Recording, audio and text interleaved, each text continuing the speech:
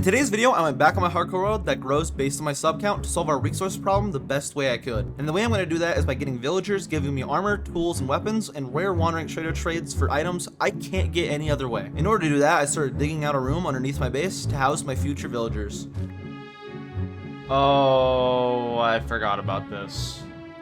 Oh well, filled it in. And filling it in, I did, clearing out a bunch of dirt I needed to clear out in the process. Then I mined all the stone out, making a nice place underneath my base for the villagers. Before getting villagers though, I went up to the top of my base and smelted enough gold for the 2 old apples I'm gonna need to cure zombie villagers. Then after I placed fence gates and a boat for trapping them, I headed down to my dark room, figuring it would be my best shot at getting witches and zombie villagers. And it appeared after multiple trips and even time spent making it safer, that I had practically no mobs in my dark room, and that all my mob spawns were being taken up somewhere else. So I went up into my spawner, clearing out the mobs inside and fully letting it up so it can't take up spawns. But despite that, mobs still weren't spawning in the dark room that I spent multiple hours making last time for that sole purpose. With my multi-hour dark room being useless, I went back to the basics and made one big dangerous dark area, which appears to have worked.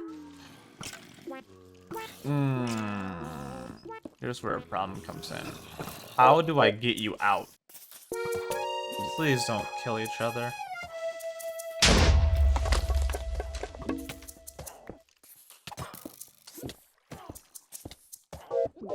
Okay, I have the worst combo in front of me. I have a witch who is throwing stuff at me, combined with a little zombie baby.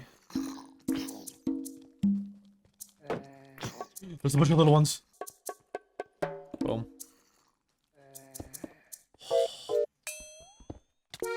Come. Ow.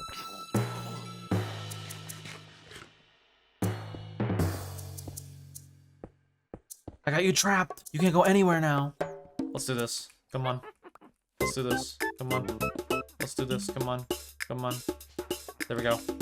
Please don't despawn. Yes! Yes! And then we're gonna have the witch. And then this is the zombie villager, which is also gonna be hard, but I can do the same strat I just did. You just hurt yourself. Please just get in the boat and don't ask questions. Thank you. Thank you for listening. With the witch trapped, I now just need the zombie villager. So for the zombie villager, I split the one big dark room into 3 smaller dark areas because the one big one was way too dangerous and way too scary for me. And it worked, giving me a zombie villager without too many mobs to clear out. Well, okay then.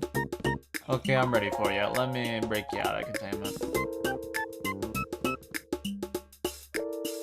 Yes. Not yes with the slowness, but yes with the guy in the boat. I basically need the witch to poison itself and then me to hit it once or twice after it's healed. Which it is not done yet. There we go. There we go. Yeah, I've done this a few times, so I kind of know how to. No, let me get full health and then worry about that guy. There we go. I think they'll be able to cure in a boat. If not, I have issues to deal with. Hey, he cured. Please don't tell me they bug or something when you put them in a boat and they're zombies and like they cure and then like break or something.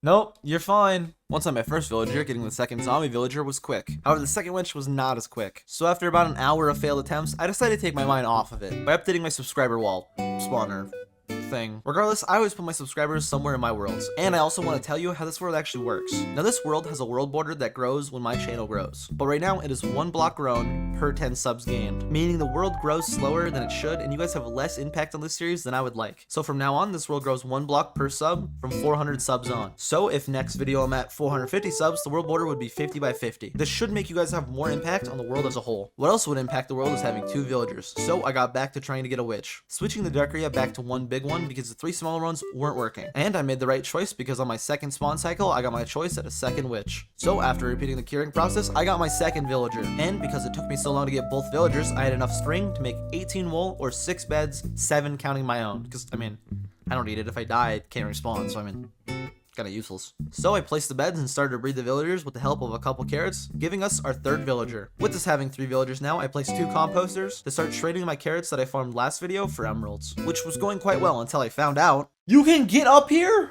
Dude! Get out of my base! Oh my god, I messed up. I didn't realize they could go up ladders. I need a bunch of trapdoors. Stat. Now, I need to somehow get this guy out of my farm, which I think I can do with a boat. And I'm gonna have to boat him over the edge, I think, of the ladder and break it. No! Put it on the hole. Yes, yes, yes, yes, yes, yes. Go to your people. Go to your people. Go to your people. Go to bed. Well, that was easier than I thought it would be. Crisis averted.